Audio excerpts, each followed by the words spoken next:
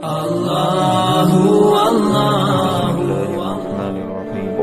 اللہ مال اللہ خرچ کرنے کے فضائل۔ آیت اللہ نمبر 2۔ اللہ سارا کمال اسی میں نہیں ہے کہ تم اپنا منہ مشرق کی طرف کر لو یا مغرب کی طرف، لیکن اصل کمال تو یہ ہے کہ کوئی شخص پر ایمان لائے اور قیامت کے دن پر اور فرشتوں پر،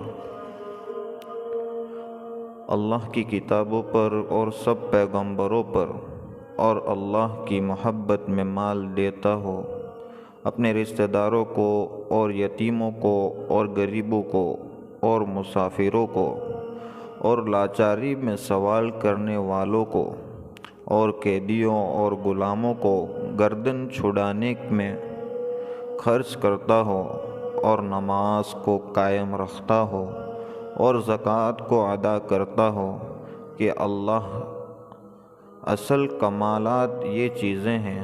سورہ بقرہ رکوع نمبر 22۔ آیت شریفہ میں ان کی بعض اور صفات کا ذکر فرما کر ارشاد ہے کہ یہی لوگ سچے ہیں اور یہی لوگ متقی ہیں۔ حضرت قتادہ رضی اللہ تعالیٰ عنہ کہتے ہیں کہ یہود مغرب کی طرف نماز پڑھتے تھے اور نصارہ مشرق کی طرف نماز پڑھتے تھے۔ اس پر یہ آیت شریفہ نازل ہوئی، اور بھی متعدد حضرات سے اس قسم کا مضمون نقل کیا گیا ہے۔ در منصور امام جساس رحمۃ اللہ علیہ نے لکھا ہے کہ آیت شریفہ میں یہود اور نصارہ پر رد ہے کہ جب انہوں نے قبلہ کے مسوخ ہونے یعنی بیت المقدس کی بجائے کعبہ کو قبلہ قرار دینے پر اعتراض کیا، تو حق تعالی شانہ یہ آیت نازل فرمائی کہ نیکی اللہ کی اطاعت ہے، بغیر اس کی اطاعت کے مشرق و مغرب توجہ کوئی چیز نہیں ہے۔ احکام القرآن اللہ کی محبت میں مال دیتا ہو کا یہ مطلب ہے کہ ان چیزوں میں اللہ جل شانہ کی محبت اور خوشنودی کی وجہ سے خرچ کرے، نام و نمود اور اپنی شہرت عزت کی وجہ سے خرچ نہ کرے، کہ اس ارادے سے خرچ کرنا نیکی برباد کرنا گناہ لازم کے مصداق ہے۔ اپنا مال بھی خرچ کیا اور اللہ جل شانہ کے یہاں بجائے ثواب کے گناہ ہوا۔ حضور اقدس صلی اللہ علیہ وسلم کا ارشاد ہے کہ حق تعالی شانہ تمہاری صورتوں اور تمہارے مالوں کی طرف نہیں دیکھتے کہ کتاب خرچ کیا، کہ کتنا خرچ کیا، بلکہ تمہارے اعمال اور تمہارے دلوں کی طرف دیکھتے ہیں کہ کس نیت اور کس ارادے سے خرچ کیا۔ ایک اور حدیث میں حضور صلی اللہ علیہ وسلم کا ارشاد ہے کہ مجھے تم پر بہت زیادہ خوف شرک اصغر چھوٹا شرک کا ہے۔ صحابہ رضی اللہ تعالیٰ عنہ نے عرض کیا، یا رسول اللہ صلی اللہ علیہ وسلم، شرک اصغر کیا ہے؟ حضور صلی اللہ علیہ وسلم نے ارشاد فرمایا کہ دکھاوے کے لیے عمل کرنا۔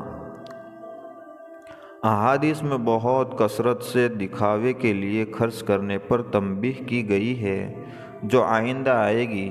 یہ ترجمہ اس صورت میں ہے کہ آیت شریفہ میں اللہ کی محبت میں دنیا مراد ہو۔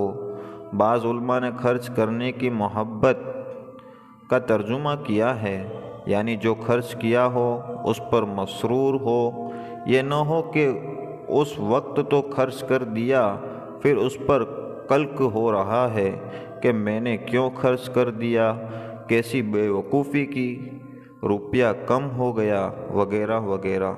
اور اکثر علماء نے مال کی محبت کا ترجمہ کیا ہے، یعنی باوجود مال کی محبت کے ان مواقع میں خرچ کرے۔ ایک حدیث میں ہے، کسی شخص نے عرض کیا، یا رسول اللہ صلی اللہ علیہ وسلم، مال کی محبت کا کیا مطلب ہے؟ مال سے تو ہر ایک کو محبت ہوتی ہے۔ حضور صلی اللہ علیہ وسلم نے فرمایا کہ جب تو مال خرچ کرے تو اس وقت تیرا دل تیری اپنی ضرورتیں جتائے اور اپنی حاجت کا ڈر دل میں پیدا ہو کہ عمر ابھی بہت باقی ہے، مجھے احتیاج نہ ہو جائے۔ ایک حدیث میں ہے، حضور اقدس صلی اللہ علیہ وسلم نے ارشاد فرمایا، بہترین صدقہ یہ ہے کہ تو ایسے وقت میں خرچ کرے جب تندرست ہو، اپنی زندگی اور بہت زمانے تک دنیا میں رہنے کی امید ہو، ایسا نہ کر کے صدقہ کرنے کو ٹالتا رہے یہاں تک کہ جب دم نکلنے لگے اور موت کا وقت قریب آ جائے تو کہنے لگے اتنا فلاں کو دیا جائے اور اتنا فلانی جگہ دیا جائے کہ اب تو وہ فلاں کا ہو گیا۔ مطلب یہ ہے کہ جب اپنے سے مایوسی ہو گئی اور اپنی ضرورتیں اور حاجت کا ڈر نہ رہا تو آپ نے کہنا شروع کر دیا کہ اتنا فلاں مسجد میں، اتنا فلاں مدرسے میں، حالانکہ اب وہ گویا وارث کا مال بن گیا۔ اب حلوائی کا دکان پر نانا جی کی فاتحہ ہے، جب تک اپنی ضرورتیں وابستہ تھی تب تو خرچ کرنے کی توفیق نہ ہوئی، اب جب کہ وہ دوسرے کے یعنی وارث کے پاس جانے لگا تو آپ کو اللہ کے واسطے دینے کا جذبہ پیدا ہوا۔ اسی واسطے شریعت محترم نے حکم دے دیا کہ مرتے وقت صدقہ 1/3 مال میں اثر کر سکتا ہے۔ اگر کوئی اس وقت سارا مال بھی صدقہ کر کے مر جائے تو وارثوں کی اجازت کے بغیر 1/3 زیادہ میں بھی اس کی وصیت معتبر نہ ہوگی۔ اس آیت شریفہ میں مال کو یتیموں، مساکین وغیرہ پر خرچ کرنے کو مستقل طور پر ذکر فرمایا ہے اور آخرت میں زکوٰۃ کو علیحدہ ذکر فرمایا ہے، جس سے معلوم ہوتا ہے کہ یہ اخراجات زکوٰۃ کے علاوہ باقی مال میں سے۔ اس کا بیان احادیث کے ذیل نمبر 1 پر آ رہا ہے۔ اللہ عمل کی توفیق عطا فرمائے۔ سبحان اللہ و بحمدہ، سبحانک اللہم و بحمدک، اشہد ان لا الہ الا انت، استغفرک و اتوب الیک۔